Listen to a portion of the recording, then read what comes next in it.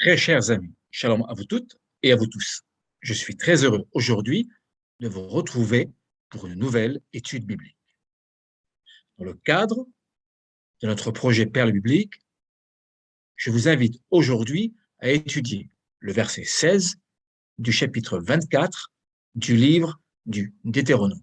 Nous nous étions, lors de notre dernière étude biblique, posé la question suivante. Les enfants portent-ils la responsabilité de la faute de leur père? Le verset d'aujourd'hui répondra à cette question. Ouvrons le livre et lisons. Lo yumetu avot al banim, uvanim lo yumetu al havot.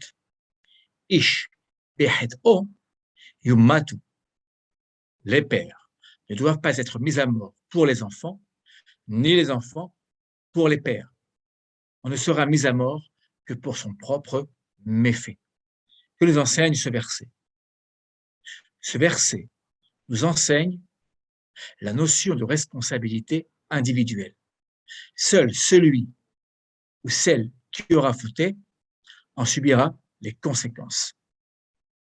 Ainsi, les enfants n'auront donc pas à subir de châtiment de la part de l'Éternel pour les fautes commises par leurs parents.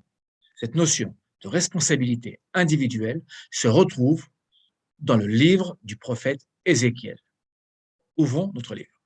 La référence est Ézéchiel 18, 30. Lachen, ish, kidrachav, ishpot, etrem, Beit Israël, neum Adonai, Elohim, shuvu vehashivu mikol pish'echem, velo ihye lachem lemirshol avon. C'est pourquoi je vous jugerai chacun selon ses œuvres. Maison d'Israël, dit le Seigneur l'Éternel.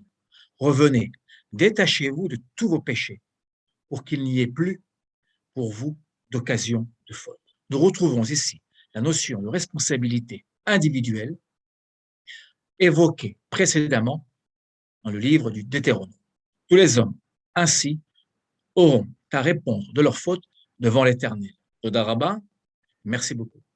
Si vous avez aimé cette étude biblique, je vous invite dès aujourd'hui à vous inscrire à ma chaîne YouTube et à rejoindre mon Beth Midrash. Au plaisir de vous retrouver pour une prochaine perle biblique.